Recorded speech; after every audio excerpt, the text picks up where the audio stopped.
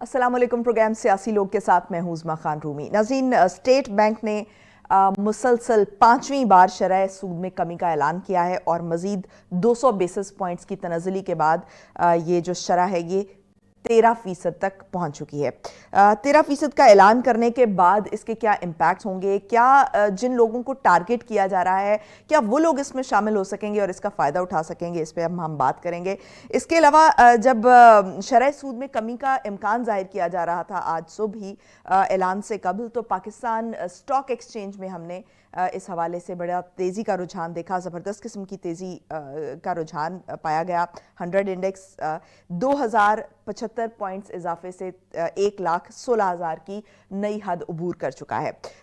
और जो Pakistan stock exchange में तेज़ी है, इसको बहुत से जो मुआशी माहिरीन हैं वो इसको कंसीडर कर रहे हैं कि ये एक आर्टिफिशियल तरीके से इसमें तेज़ी लाई जा रही है और इसके जो मुस्तकबिल में इम्पैक्ट्स हैं वो बहुत ख़तरनाक भी हो सकते हैं। किस हद तक ये बात इस बात में सदाकत है, इस पर हम बात करेंगे। साथ ही शहबाज हुकूमत के इब्तदाई 8 माह में जो कर्जे हैं उनकी तफसीलात भी सामने आ गई हैं, जिस पर हम बात करेंगे। हमारे साथ इस वक्त स्टूडियोज़ में तशरीफ़ रखते हैं सीनियर एनालिस्ट मुस्तफ़ा कमाल पाशा साहब, पॉलिटिकल एनालिस्ट हैं, इकोनॉमी एक्सपर्ट हैं। आपको खुशामदीद कहूँगी पाशा साहब प्रोग्राम में। साथ ही हमें ज्वाइन कर रहे हैं स्काइप लाइन पर सीनियर एनालिस्ट हैं आसिफ अली भट्टी साहब। भट्टी साहब, आपको भी प्रोग्राम में खुशामदीद। और कुछ ही देर में हमें ज्वाइन करेंगे मारूफ इकोनॉमिस्ट डॉक्टर कैस असलम साहब। आप सबको प्रोग्राम में एक मरतबा फिर से खुशामदीद।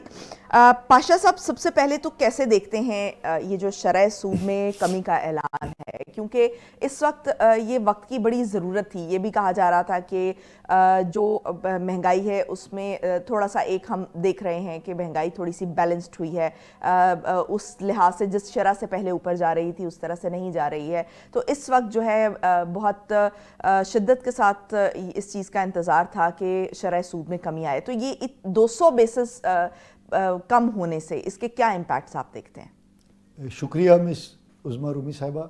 बात यह है कि एक होती है थ्योरी और एक होती है हकीकत, प्रैक्टिकल। थ्योरेटिकली स्पीकिंग हुकूमत कोशिश कर रही है कि मुल्क में सरमायाकारी में इजाफ़ा हो, क्योंकि सरमायाकारी में इजाफे से ही लोगों को रोज़गार मिल सकता है, हमारी एक्सपोर्ट्स बढ़ सकती हैं, हमारी ज़र मुबादला की जो आमदनी है उसमें इजाफ़ा हो सकता है। ये इस मकसद के लिए यानी शरह सूद को कम किया जा रहा है ताकि इन्वेस्टमेंट जो है वो ल्यूक्रेटिव हो और लोग पैसे लेके बैंकों से कम शरह सूद पर सरमायाकारी करें और जो मईशत के अंदर एक जमूद का रुझान है, पैदावारी अमल जो सुकड़ा हुआ है, उसमें फैलाव का रुझान पैदा हो, इन्वेस्टर्स को फैसिलिटेट करने के लिए। ये एक साइड है जो कि एक हुकूमत की मुसलसल कमी के बायस इस बात का इम्कान पैदा हो सकता है और हो रहा है कि सरमायाकारी में इजाफा होगा। और जो सरमायाकार पहले पैसा जो है वो रियल एस्टेट में लगा रहे थे, सोने की ख़रीदारी में लगा रहे थे, स्टॉक मार्केट में लगा रहे थे, मेटल की परचेज के अंदर लगा रहे थे, वो पैसा जो है वो एक्चुअल सरमायाकारी के अंदर शिफ्ट हो जाए। ये तो हुकूमत की इस कोशिश का नतीजा हो सकता है।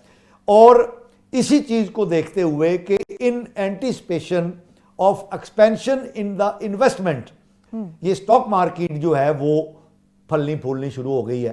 क्योंकि स्टॉक मार्केट का जो रूल है वो ये है कि जब तवक्को पैदा होती है कि आने वाले दिनों में खुशहाली होगी, तो उसको देखते हुए जो स्टॉक मार्केट है वो एक्सपेंशन की तरफ चली जाती है। तो स्टॉक मार्केट में जो मौजूदा तेज़ी के रुझानात हमें नज़र आ रहे हैं वो उस असूल के तहत हैं, लेकिन ये होल ट्रूथ नहीं है। एक तो वजह यही है कि सरमायाकारी के इम्कानात बढ़ रहे हैं, बहुत सारे मुआशी मामलात पर हुकूमत ने काबू पा लिया है और हमारे जो बैनुल-अक़वामी लेंडर्स हैं, उधार देने वाले इदारे हैं, उन्होंने हमें अपनी शराइत पर और हमारी बातों को देखते हुए हमें खुले दिल से पैसे देने शुरू कर दिए हैं। तो इसकी वजह से ये उम्मीद हो गई है कि आने वाले दिनों में सरमायाकारी होगी और मईशत में बेहतरी होगी। जिसकी वजह से स्टॉक मार्केट इंडेक्स जो है वो छलांगे लगाता हुआ ऊपर जा रहा है। लेकिन ये होल ट्रूथ नहीं है, ठीक। इसमें स्पेकुलेशन भी बहुत ज्यादा हो रही है, और जिस स्पीड से तवक्को पैदा हो रही है कि मईशत में फैलाव पैदा होगा, स्टॉक मार्केट उससे कई गुना ज्यादा तेजी से फैलाव का रुझान जाहिर कर रही है, जो कि खतरनाक है। अच्छा। इसको हम मुआशी टर्म के अंदर बैलूनिंग कहते हैं, जुआ कहते हैं, स्पेकुलेशन कहते हैं। तो एक तो नॉर्मल रुझान है कि फैलाव होना चाहिए, लेकिन जो जुआरिये हैं, जो स्पेकुलेटर हैं, जो मार्केट मेकर हैं, वो इस मार्केट की स्पीड को, स्टॉक मार्केट की कीमतों को, शेयर्स की वैल्यू को आर्टिफिशियली बढ़ा रहे हैं, जिससे मार्केट बहुत ज्यादा तेजी से ऊपर जा रही है, जो कि एक खतरनाक रुझान है। क्योंकि जब ये बबल बर्स्ट होगा, और ये बर्स्ट होगा, क्योंकि ये नेचुरल नहीं है, तो उससे फिर एक जो नाउमीदी की और कैफियत पैदा होगी मईशत में, वो खतरनाक है। ठीक है डॉक्टर कैस साहब, क्या समझते हैं कि ये जो सबसे पहले तो ये 200 बेसिस पॉइंट्स का जो इजाफा है, सॉरी इसकी जो तनज़ली है, इसके इम्पैक्ट्स आप क्या देखते हैं, और क्या ये वाकईतन ये जो आर्टिफिशियली जो इसके आशारिये बढ़ रहे हैं, पाकिस्तान स्टॉक एक्सचेंज में तेज़ी का रुझान देखने में आ रहा है, ये इसको आर्टिफिशियली बढ़ाया जा रहा है ताकि इन्वेस्टर्स को जो है वो फैसिलिटेट किया जा सके और उनको अट्रैक्ट किया जा सके, और इसके क्या आप भी यही देखते हैं कि ये आर्टिफिशियली बढ़ाने से, अगर ऐसा है तो क्या इसके इम्पैक्ट्स जो हैं वो खतरनाक होते हुए देख सकते हैं आप मुस्तकबिल में?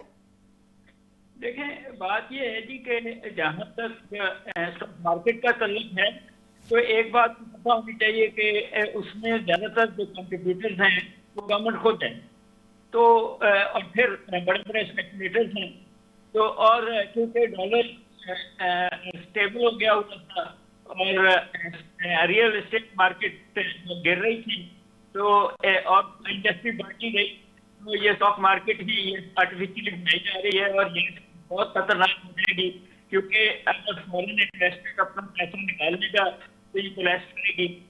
वो काशिफ आपकी बात सही है कि बैलूनिंग है, और अगर आपने इंटरनेशनल क्राइसिस को 28-29 का देखा हो, तो पूरी दुनिया की मार्केट क्रैश कर गई थी, और उसकी वजह यही थी जो आर्टिफिशियल स्टॉक मार्केट। ये सिर्फ वो इसके बढ़ने से आपकी रेटिंग तो अच्छी हो जाती होगी, मगर उसमें इन्वेस्टमेंट नहीं आ रही। दूसरा जो आपका सवाल है, ये इंटरेस्ट रेट 2 कम करना, मेरा ये ख्याल है कि बहुत स्लो है। इसको जल्दी से 11-12% पे या इससे भी नीचे 9-10% पे ले आना चाहिए, ताकि छोटे कारोबारी को मिल सकें और रियल इन्वेस्टमेंट हो सके। But at the same time ये तो बात सही है कि मैंने अभी कैलकुलेट किया कि इन्वेस्टमेंट रेट पर 4.5% है, तो ये रियल इंटरेस्ट रेट 2.82% पे होगा, और अगर ये 9% पे है इन्फ्लेशन, तो ये रियल इंटरेस्ट रेट जो है वो 1% पे होगा। तो इसके दरमियान जो है वो ये स्प्रेड है, तो ये इतना काफी नहीं है कि आपके जो दूसरे कॉस्ट पुश इन्फ्लेशन है उसको मिटिगेट कर लें और प्रॉफिट मार्जिन हो जाएं। तो बड़े जो हैं बिजनेसेस हैं जिनको फायदा हो जाए, कारें खरीदने वाले ज़्यादा खरीद लें, but at the same time जो ग्रोथ रेट है वो विजुअलाइज 2.5 से लेके 3.5 तक हो रही है, और ये काफी नहीं है। 6% और इससे ज़्यादा होगा हमारा ग्रोथ रेट, तो फिर हम इंटरनेशनल दूसरे मुल्कों के साथ कंपेटेबल हो जाएंगे। मगर अगर 2.5, 3.5 पे रहेंगे तो टू स्लो। तो इंटरेस्ट रेट को कम किया जो है, हर दफा 2-2.5% कम कर देते हैं, ये ठीक है, 22% में जाके ये 13% पहुंचे हैं, बट इंडस्ट्री भी उससे खुश नहीं है। वो चेयरमैन वाले तो 12% कह रहे थे, और मेरा ख्याल है कि सिंगल डिजिट पे जितनी जल्दी आ जाएगा उतनी हम ज्यादा कर सकेंगे, बट बड़ा कॉशियसली स्टेट बैंक इसको देख रहा है। उनके अपने विजन होंगे, बट जो है सरमायाकार वो तो इन्वेस्ट कर चुके होते हैं एट 15.5। अब वो इंतजार करना है 6 महीने का कितने परसेंट पे इन्वेस्ट करते हैं कि नहीं, but I think it's too little too late.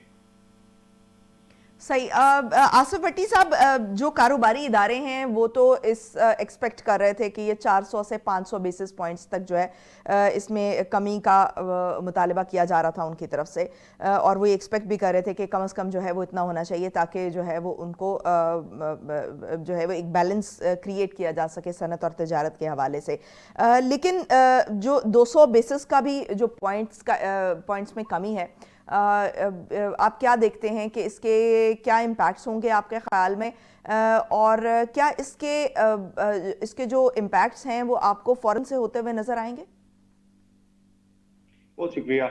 देखिए, आपके दोनों तजज़ियाकार जो हैं वो मईशत के हवाले से एक्सपर्टीज रखते हैं, और बड़ा ही उन्होंने कैटेगोरिकल वे में कह दिया कि सारा कुछ आर्टिफिशियल हो रहा है। और एज ए जर्नलिस्ट मेरा जो व्यू है वो बड़ा क्लियर है कि देखिए, जब तक आप टेंजिबल एफर्ट्स नहीं करते हैं तब तक आपके मुल्क का कोई निज़ाम भी नहीं चल सकता है, whether it is all about economy, politics या लॉ एंड ऑर्डर।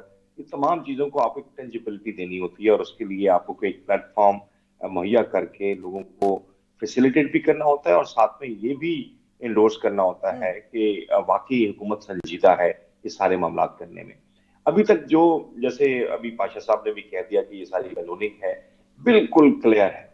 ये सारा कुछ आपका जो हम लोग चूंकि मैं पहले क्लियर कर दूं कि हम किसी पार्टी या किसी सियासत के मामले के ऊपर मईशत को तरजीह ना दें, बल्कि पहला जो मुल्क का जो मसला है वो मईशत ही है। जैसा कि पूरी दुनिया में इस वक्त पूरा एक माशी बहरान की सूरत हाल है और बहुत डिप्रेशन चल रहा है। पाकिस्तान में कैसे तरक्की हो रही है? पाकिस्तान कोई एक किसी और खित्ते में वाक़या है, या किसी और बरआज़म पे वाक़या है, या किसी और सैयारे पे वाक़या है? जब पूरे दुनिया के अंदर इस वक्त एक रिसेशन या डिप्रेशन वाली सिचुएशन है, तो वो पाकिस्तान के अंदर आर्टिफिशियली आप चीजों को बिल्डअप करके ये नमूने के तौर पे पेश कर रहे हैं कि पाकिस्तान तरक्की कर रहा है, तो ये नहीं है ऐसा। जहां तक सरमायाकारी की बात है, ये बिल्कुल बात हमें समझ लेनी चाहिए कि अभी तक जब से कोविड खत्म हुआ है, इस बात को जरूर मद्देनजर रखना चाहिए। पाकिस्तान की जो तरक्की की शरह थी, ज़ाहिर है जीडीपी जो है वही मेन जो है वो एक आप कह लें कि पैमाना है कि मईशत को समझा जाए और देखा जाए कि तरक्की हो रही है कि नहीं हो रही, जैसा कि it is around 2 point something. तो ये कोविड के जमाने से पहले 6% से ऊपर था, जिसके बाद से अब कोविड को गए भी 5 साल होने वाले हैं, 2025 स्टार्ट होने जा रहा है, तो आप अभी तक अपनी मईशत को बहाल नहीं कर सके। उसकी रीजन ये है कि आपके मुल्क के अंदर जो है वो पोटेंशियल तो मौजूद है, लेकिन उसको एक्सप्लॉइट नहीं किया जा रहा।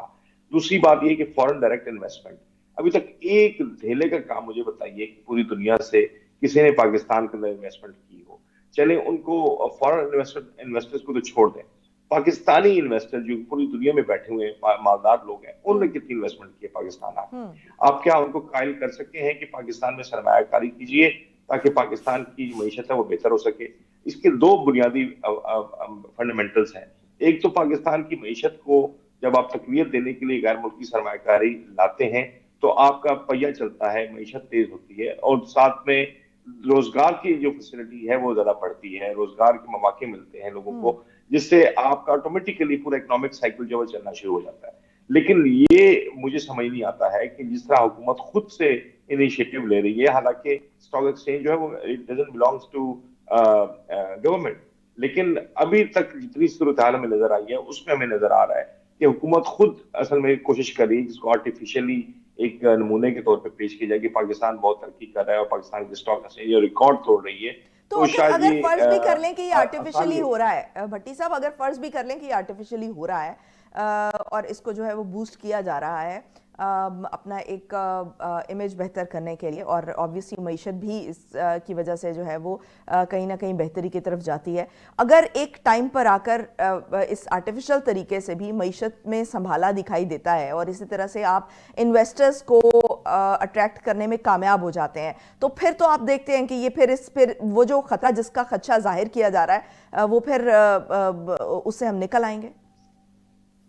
देखिए, फिर हम फंडामेंटल्स की तरफ जाने की बजाय हम लोग एक ख्याली पुलाव बना रहे हैं, क्योंकि जैसे हमारे दोनों जो इस वक्त यहाँ माहिरीन बैठे हुए हैं, देखें, आप बुनियाद बुनियाद को छोड़ के आप सीधा छत पे तो नहीं जा सकते ना। आप जीरो को छोड़ के 100% पे तो पहले नहीं छलांग लगाएंगे ना। आपको you have to start from zero. तो आपको बुनियाद बुनियाद अपनी ठीक करनी होगी। पहले पहले आपको जो सरमायाकारी का जो मैकेनिज्म है उसको इवॉल्व करके और पहले बुनियादी इकाइयों को ठीक करना होगा, और जिसके बाद आप बेशक, हम तो खुश होंगे, पाकिस्तान की तो खुशकिस्मती होगी कि अगर स्टॉक एक्सचेंज जो है दुनिया भर में रिकॉर्ड कायम करती है और यहाँ पे जो है गैर मुल्की सरमायाकारी अगर आना शुरू हो जाती है, तो उससे पाकिस्तान की जो इंडस्ट्री है उसको पहिया लग जाएगा। पाकिस्तान की मईशत के जो बुनियादी किरदार है, यानी कि रोजगार, जो आम लोग हैं पाकिस्तानी हैं, तो उनको रोजगार मिल जाएगा और उसी से आपका पूरा जो है सिस्टम बेहतर होना शुरू हो जाएगा। लेकिन आर्टिफिशियली से मुराद ये नहीं है कि आप फुल तौर पे जो है पैसे इंजेक्ट कर दें। आपको 7.5 बिलियन जो है डॉलर आपको IMF से मिले, जिसमें से मेरे ख्याल में शायद 60-70% तो आपके कर्ज की किस्तों में चला गया, और उसके बाद जो पैसे आपको आए हैं वो आपके अल्ले तल्लों में खर्च हो रहे हैं। आपने ये भी प्रोजेक्ट करना है कि भाई बड़े पैसे मिलने शुरू हो गए हैं, फलाने बैंक से, एशियन बैंक से, डेवलपमेंट बैंक से भी पैसे मिल गए हैं, हमें हमें वर्ल्ड बैंक से भी पैसे मिल गए, IMF से भी पैसे मिल गए। भाई पैसे मिलना तो काफी नहीं है, पैसों का इस्तेमाल क्या है, आप उसको इस्तेमाल कैसे कर रहे हैं? क्या आप अपने अय्याशियों में खर्च करते हैं उसको, या पाकिस्तान की वेलफेयर के लिए या पाकिस्तान की मईशत को बेहतर करने के लिए इसको इस्तेमाल करते हैं? तो ऐसा नहीं हो रहा, जो कि हमारा बुनियादी पॉइंट है। ठीक, तो डॉक्टर कैस साहब, आप क्या देखते हैं कि ये जो पाकिस्तानी इन्वेस्टर है, चले फॉरेन इन्वेस्टर, जैसे भट्टी साहब ने कहा कि फॉरेन इन्वेस्टर तो दूर की बात, जो पाकिस्तानी इन्वेस्टर है वो भी अभी सरमायाकारी करने से जो है वो डर रहा है, और अभी तक जो सरमायाकारी है वो कहीं से भी नहीं प्रॉपर की जा सकी है। तो क्या आप समझते हैं कि ये जो शरह सूद में कमी है, इससे जो पाकिस्तानी इन्वेस्टर है कम से कम वो थोड़ा बहुत अट्रैक्ट हो सकेगा और वो सरमायाकारी के लिए तैयार होगा? भट्टी साहब ने बड़ी खूबसूरत तरीके से आपको चीजें समझाई हैं। बात ये फंडामेंटल्स की, आपके इन्वेस्टर जो है वो किसी भी नेशनैलिटी का हो, उसमें प्रॉफिटेबिलिटी देखनी होती है। आपके मुल्क के साथ इंडिया बैठा है, जहाँ ग्रोथ रेट इतनी हो गई कि वो फिफ्थ लार्जेस्ट इकोनॉमी बन गया। चाइना जो सेकंड लार्जेस्ट इकोनॉमी है, ईरान पे एम्बार्गो ना लगा हो तो वो भी अपने ऊपर पाकिस्तान और ये जो सेंट्रल एशियन स्टेट्स हैं, असल तो वो फंडामेंटल्स हैं कि आपकी लेबर कितनी स्किल्ड है, वो आपकी जमीन कितनी प्रोडक्टिव है, आपका पानी कितना रिजर्वायर्स हैं आपके पास, आपकी बिजली कितनी सस्ती हुई है, आपके लोगों की तनख्वाहें इतनी है कि डिमांड साइड बढ़ रही है कि नहीं, वो कुव्वत खरीद हो। लोएस्ट इन द रीजन आपकी डिमांड साइड है, लोएस्ट इन द रीजन आपकी प्रोडक्टिविटी है, वो हैबिट्स नहीं है। तो पाकिस्तानी क्या इतना प्यार करते हैं कि वो खुद तो मुझसे बाहर बैठे हैं, यहाँ पैसा इन्वेस्ट करते हैं उन लोगों के लिए जो जिनके बच्चे इंग्लैंड में पैसा लगा के बैठे हैं। आप मॉडल तो देखिए ना कि जो आपके हुक्मरान हैं उनके बच्चे लंदन और उसके इर्द गिर्द सरमायाकारी कर रहे हैं, और आप एक्सपेक्ट करें कि पाकिस्तानी आप ये मुझे बता दीजिए कि बैंकिंग सेक्टर में या इस गवर्नमेंट ने क्या फैसिलिटेट किया है हमारे पाकिस्तानी को कि वो 30 बिलियन डॉलर वो भेजते हैं हर साल रेमिटेंसेज। कोई इतना ही कोई 20-30 बिलियन डॉलर जो है वो हुंडी के जरिए आता है। हमने कोई चैनल उनको दिया ही फैसिलिटेट किए ही नहीं है कि वो पैसा यहाँ इन्वेस्ट करें। आपके वापडा के लोग, आपके एनवायरमेंट लोग, आपके दूसरे गवर्नमेंट के इदारों के लोग रिश्वतें मांगते हैं। क्या ये कम कर दिया गया है? हमने लोग उठाए जाते हैं इस मुल्क में, लॉ एंड ऑर्डर नहीं है। तो वो सारे जो बेसिक बिल्डिंग ब्लॉक्स इकोनॉमी कहते हैं, ये बड़े बहादुर लोग हैं जो इस मुल्क में अभी भी इन्वेस्टमेंट कर रहे हैं, ट्रेड कर रहे हैं, चीजें बना रहे हैं। चीजें उस तरीके से ठीक नहीं है। मुझे मैं मानता हूँ कि गवर्नमेंट कोशिश कर रही है, IMF कोशिश कर रही है, बट मैंने पहले भी कहा टू स्लो। ये 2% से 13% पे ले आना, ऐसे इंटरेस्ट रेट जो है इंडिया का 6% है, बाकी यूरोप का 5% है, तो अमेरिका का 5% है, तो इतने 13% का 5% या तो क्या ये मौजूदा मुआशी सूरत हाल को देखते हुए आप इसको ये एक्सपेक्ट कर रहे हैं कि ये सिंगल डिजिट में आ जाएगा? सर ये आएगा सिंगल डिजिट में, but at a very slow pace. उतनी देर में सरमायाकार अपना पैसा कहीं ना कहीं लगा चुका होगा। मेरा तो ये ख्याल है आपकी स्टॉक मार्केट हो या अदरवाइज ये ब्लैक मनी को ही कहीं ना कहीं अट्रैक्ट करने की कोशिशें हैं। लोगों के टैक्स जो है कम करना बहुत जरूरी है, मगर अल्टीमेटली आज के अखबार की जो खबर है वो बड़ी प्रोग्रेसिव है। ये गवर्नमेंट एक बिल पेश कर रही है जो डिजिटाइज कर देगा सारा इंफॉर्मेशन लोगों को। वो हो जाए तो फिर चीजें आसान होगी, फिर इन्वेस्टमेंट भी आसान हो जाएगी, फिर टैक्स देना भी आसान हो जाएगा, फिर इनको भी आसान हो जाएगा। तो हम कोशिश कर रहे हैं इन सर्टन वेज, मतलब जो रिश्वतों को जिंदा है, गवर्नमेंट के पैसे को खाने से जिंदा है, तो करना चाहिए सारा कुछ। ये बड़ी मुश्किल काम है। एज ए सेड शुरू में भी कि इंटरेस्ट रेट को ड्रास्टिकली नीचे आना चाहिए था अगर आप इन्वेस्टमेंट चाहते हैं। आपकी लैंड प्राइसेस को नेशनलाइज होने की जरूरत है, आपको टीवी की प्राइसेस। सबसे इम्पोर्टेंट बात आपके बच्चों की, आपके फ्यूचर जो है उसकी स्किल्स उसको देना 21वीं सदी बहुत जरूरी है। और ना प्राइवेट सेक्टर को कोशिश कर रहा है, ना गवर्नमेंट सेक्टर को कोशिश कर रहा है। आए दिन आप इंटरनेट को भी बंद कर देते हैं, आप छुट्टियां भी कर देते हैं ऑन वन रीजन और द अदर, जेन्युइन होंगी वो reason. But the point is इस तरीके से एजुकेशन नहीं चलती, इस तरीके से स्किल्स नहीं चलती, इस तरीके से मुझे नहीं पता ये जहाँ टेररिज्म और फिर भी स्कूल बंद हुए नहीं, हम करते हैं काम। सो चीजें बहुत मुश्किल हुई हैं, तो गवर्नमेंट को अपना हाथ निकालना पड़ेगा माइशत को, फिर ही चीजें कंपटीशन कराना पड़ेगा, क्वालिटी कंट्रोल देना पड़ेगा, गवर्नमेंट करना पड़ेगा। राइट मैयर्स लेने पड़ेंगे। पाशा साहब, आप क्या समझते हैं कि अगर ये आर्टिफिशियली सही, लेकिन अगर इसी तरह से करके ये मामलात आगे बढ़ते हैं, यही मईशत की जो सूरत हाल है वो यही बरकरार रहती है, या इसमें थोड़ा सा बेहतरी नज़र आती है आर्टिफिशियली मसनूई तौर पे ही सही, तो क्या आप समझते हैं कि आने वाले महीनों में महंगाई भी मज़ीद कम हो सकती है? और अगर आवाम को रिलीफ मिलेगा तो आवाम को तो महंगाई से जो है वो सरोकार है। अगर महंगाई में कमी होती है और आवाम को इससे फ़ायदा होता है तो फिर इंटरेस्ट रेट जो मर्जी हो और बाकी मामला जो मर्जी हो, तो आवाम का सरोकार तो नहीं रहता। तो आवाम का जो, जहाँ तक आवाम की बात है, तो क्या आवाम जो है वो इससे रिलीफ पा सकेंगे? अच्छा, बात यह है कि हुकूमत जो है वो एनेबलिंग एनवायरनमेंट सरमायाकारी के लिए क्रिएट करने की कोशिश कर रही है, और उसमें मुझे कई मकामात पर, कई जगहों पर जो है वो बेहतरी नज़र आ रही है। हुकूमत ने एक अच्छा काम जो किया है वो ये है कि जितने इंटरनेशनल लैंडर और डोनर्स थे, जितनी लैंडिंग और डोनर एजेंसीज थी, वो रूठ गई थी जो हमसे, उनको मना लिया है, और अब हमें कर्ज़े मिल रहे हैं जितने भी हम चाहते हैं। ये एक हुकूमत ने अच्छा कदम उठाया है। फिर यह है कि हुकूमत ने कम से कम डॉलर की जो बढ़ती हुई कीमत थी और रुपए की जो गिरावट थी, रुपए की कदर में जो डाउन स्लाइड था, वो उसको स्टेबल कर लिया, उसको स्टेबल कर लिया है। ये भी बहुत बड़ा पॉजिटिव कदम है। और जो परसेप्शन है इकॉनमी के बारे के अंदर, वो एक मुस्बत गवर्नमेंट कायम करने में परसेप्शन कामयाब हमें, मुझे होती हुई नजर आती है।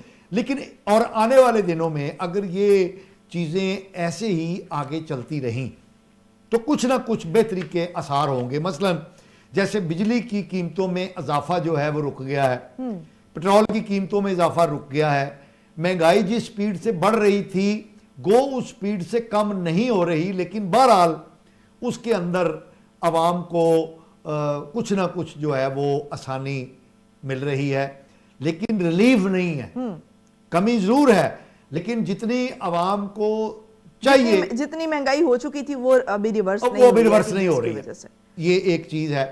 फिर हुकूमत ने आईपीपीज के साथ जो मामलात रिवर्स करने शुरू किए हैं, 5 आईपीपीज के साथ उन्होंने खत्म कर दिया एग्रीमेंट, 6 के साथ बातचीत चल रही है, उससे भी कुछ बिजली के मामलात जो हैं वो शायद बेहतर हो जाएं, लेकिन इतनी तेजी से बेहतर नहीं होंगे। ठीक।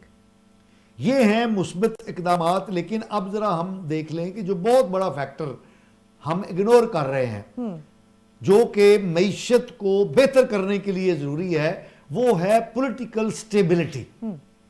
उस महाज पर हुकूमत जो है वो हमें कामयाब नजर नहीं आती है इस वक्त तक। यानी जब से इमरान खान साहब को रुखसत किया गया है, जेल में डाला गया है, तो 6 दफा वो इस्लामाबाद और लाहौर की तरफ वो चढ़ाई कर चुके हैं पीटीआई के लोग। गो हुकूमत ने इंतजामी तौर पर पीटीआई की इन तमाम लेकिन कोशिशों दूसरी तरफ देखें, अगर वो बाहर होते तो शायद ये 600 दफा हो चुका होता। मैं वही कहने लगा। तो 6 दफा उस चढ़ाई को हुकूमत ने इंतजामी तौर पर काउंटर कर लिया, नाकाम बना दिया।